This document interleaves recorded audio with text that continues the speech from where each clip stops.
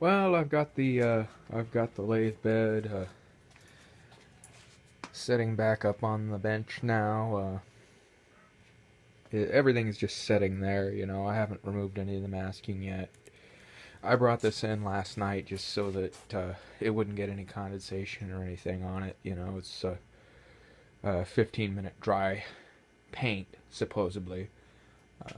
Though the can says 15 minutes, if you read the back, it says recoat within 1 hour or within 48 hours. Well, that means that the paint doesn't cure for at least 2 days, and it'll probably take weeks or months or even years for it to fully cure, really, with the poor excuse for paint that we have these days.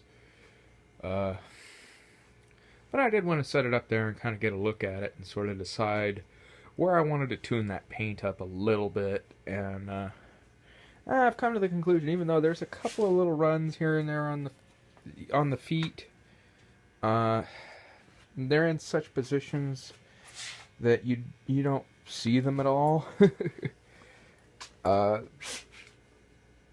So I think that I'm gonna just leave this the way it is, at least as far as the paint on this goes. I will take out a run on the compound that I had on the compound that I wasn't quite happy with, just because it's right on the top there, and it's kind of ugly. So that'll be wet sanded out, and I'll go ahead and recoat that. But everything else it's looking good at the moment. I still have many more parts to paint. Of course, that gear guard still needs to be brazed back together. Our tags need to be restored. Gearbox, and several parts that are still sitting here in the dip. But I'm pretty darn happy with this.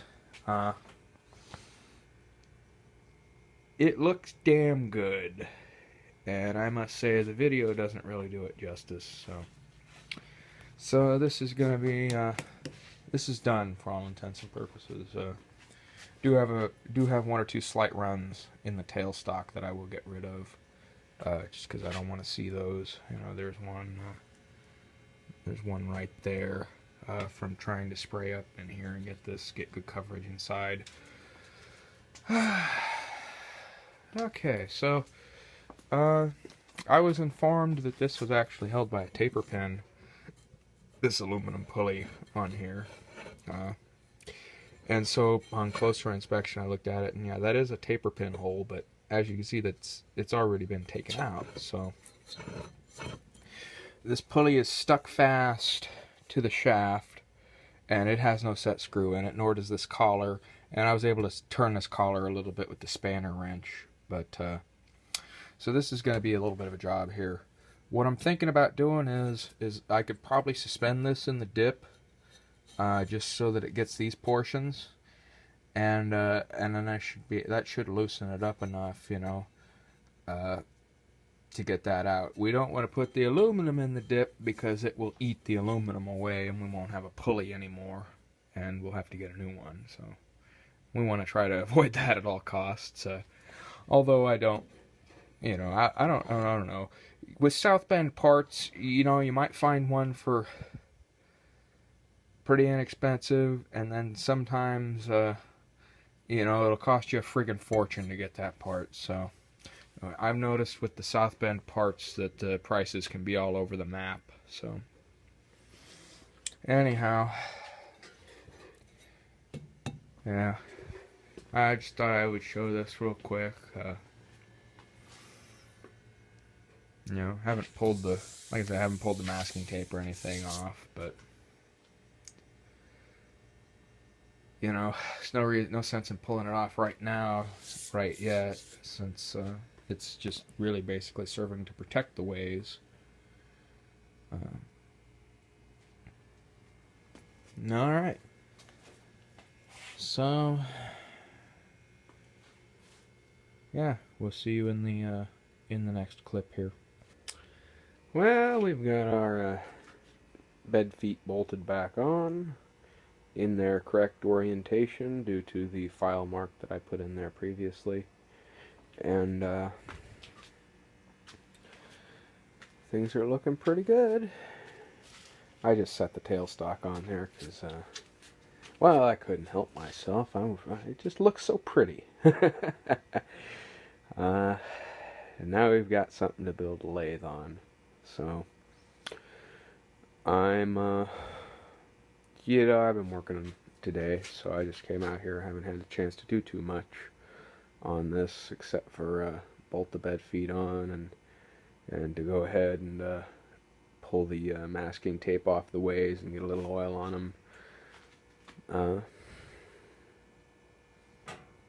Oh, I did put the rack on as well, so I wouldn't have to think about it because I didn't want to get the headstock on there, and then that screw was slightly covered by the headstock, so you can see our frosting there. One of these days I'd like to learn how to hand scrape. But anyways, that there she is as she sits now, all clean and purdied up. Still gotta wet sand that run out of the tailstock there and fix it, and then I can fully reassemble the tailstock, because you see I've already pulled the masking here off of the base. And by the way, you see how very nicely that actually masks that off when you use that method. I will say this though, I am somewhat disappointed. I bought the 3M brand blue tape. I've had good experiences with it in the past, but you know, I must have just got this so clean before I did anything when I put that on there. You know, and I put it on very flat perfectly. It turned out to be kind of a pain in the butt to get off of those ways, but I was also doing it while I was talking on the phone with a single hand most of the time, so that might have had a little bit of something to do with it. Okay, I'll see you in the next clip here. Well, I've gone and just stuck the lead screw on there, just so I can kind of get a better look at it.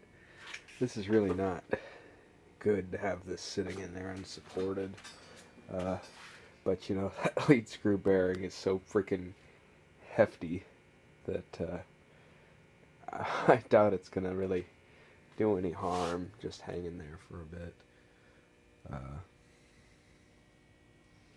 Yeah, man, that's starting to look pretty. Sure is.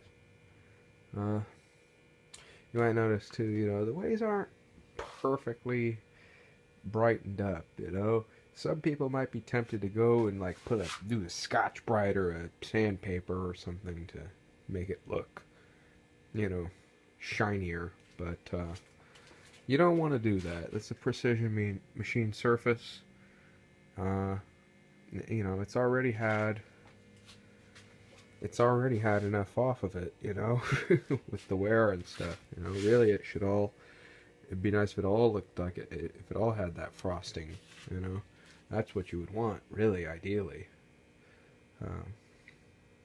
So yeah, if you're doing a restoration, you know, I know some of you out there might know this too, but I have to make these videos under the assumption that people might be watching them and might not know what they're doing and might be looking to me for, you know, or looking to one of my videos for the answers of how to do things. So I try to do everything as properly as I can, and I try to insert these little tidbits in there, you know.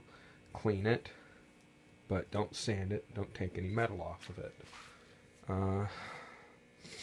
Minor wire brushing, you know, if they're rusty or steel wool, that I can't argue with. So, alright.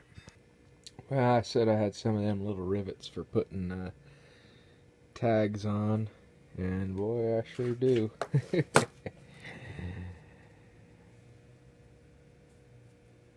That's what they use right there. I don't know if these are steel or aluminum. Let's check with a magnet here. Where's my magnet? There's a magnet. Let's see here.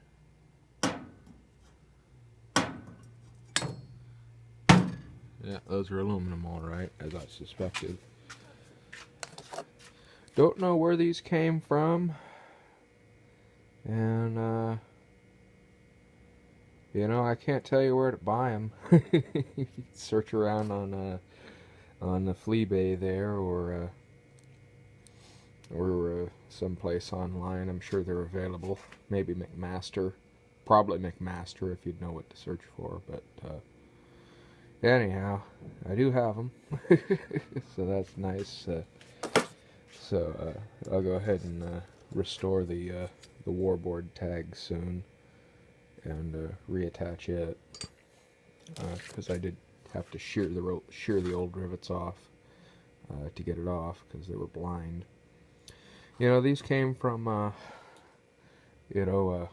stepdad's father, I suppose you'd call him my step-grandpa, but he worked over at Boeing, and over there he was an inspector, a QC inspector, and a bit of a machinist himself. You know, he passed away several years ago, unfortunately, but I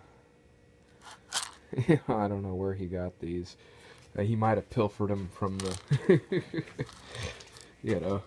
from the plant there at Boeing, but anyway,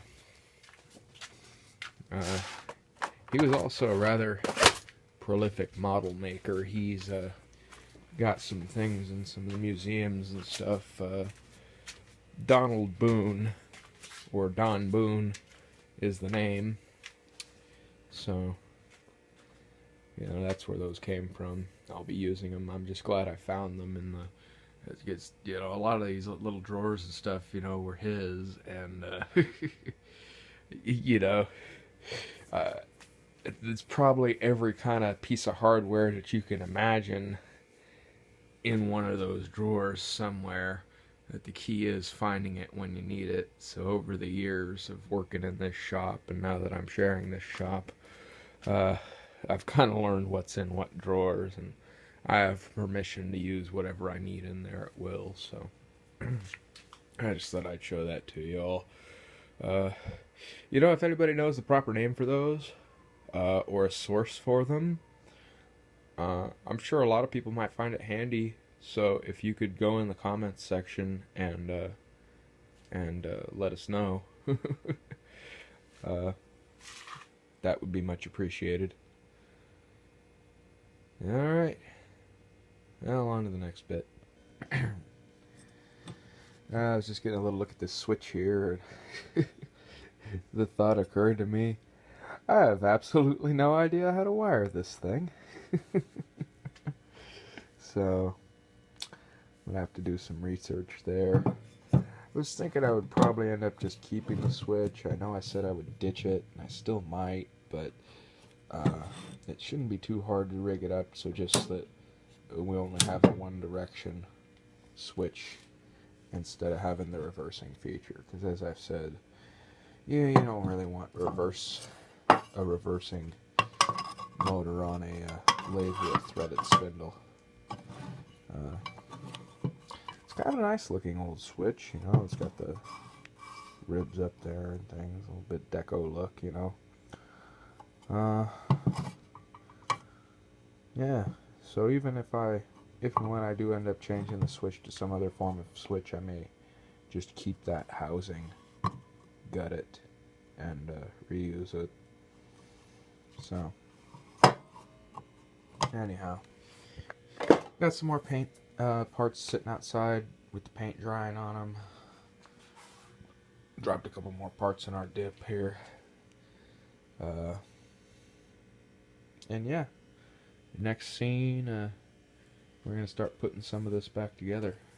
Our warboard tag has been painted over now with red nail polish, actually. And what I'm going to do is I'll get a piece of glass and some very fine grit wet sandpaper and just sand this, and because all the letters are raised, it should leave the background and give me a nice nice tag with unpainted letters, and then I can go about riveting it back onto the bed where it belongs. So in the next video we'll show that. I wanted to add on here that again, I have used no primer and no filler in this paint job. And you know, I used to do a lot of painting, and I religiously primed and wet sanded and very detailed work on everything that I painted. And over the years, and watching how it holds up, as long as you have good, clean, dirt and oil free metal, that paint is going to stick way better than if you put any kind of primer on there. And the other thing about putting primer on is if the paint gets dinged or scratched, it'll almost always knock through, and you're going to see that primer color, you know. And if it's that gray automotive primer, it's going to stick out like a sore thumb. With this, it's a relatively dark color on that cast iron surface, so any scratches that actually do go through to the metal are not going to be very noticeable. Though I think that when this lathe gets all together, it's going to be so darn pretty that I'm going to be pretty extra careful not to scratch it or anything. I can't not use it, but part of me will disdain using it for fear of dirtying it up. So, thanks for watching, and have a good night. The lathe is starting to get put together now. I'm just setting these parts together now because there's still a little more work to be done, some polishing on these handles, on this ball crank and stuff. Gonna replace the way wipers, but I've just put them on there so that they wouldn't get misplaced for now while I'm working on the machine. And as you can see, I took that run out. I just went ahead and wet sanded this and laid a couple more coats of paint on it, and it looks pretty darn good. Let's say I'm kind of happy with the way this this Rust-Oleum industrial paint's coming out. If you like this, this is that's the paint right there. Comes in a larger can. Let me see what that is. It's a 15-ounce can. So anyway, yeah, it's covering nicely and lays on glossy. And I got a tiny bit of spatter there. I'm gonna probably use, let's see here, I like this TR3 resin glaze for that, and that'll polish right up, you know. It'll look pretty good.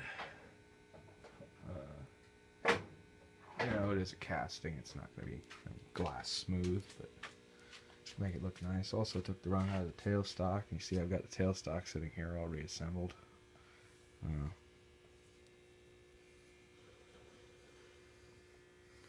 Our tailstock wrench on there.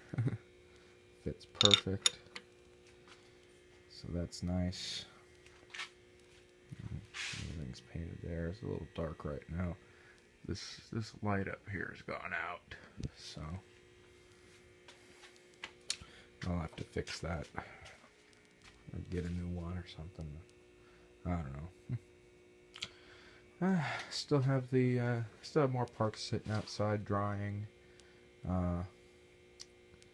Still have a couple more parts sitting there in the dip, and I think I'm gonna take this gearbox over here and put it in a bath of solvent and get it cleaned up and everything freed up before I start tearing it apart. And then I'll go ahead and tear it apart and get some paint on it. And Yeah, and keep plugging away at it, so yeah. Gotta get the apron casting in too and clean it up and get it ready for a repair. I think that apron casting repair is going to be a video in and of itself.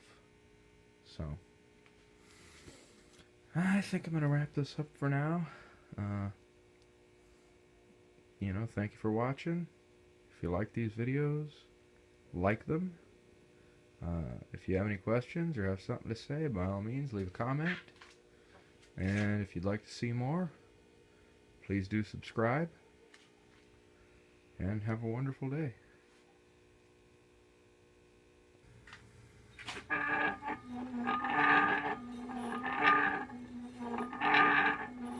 Yeah, I think those bearings are bad.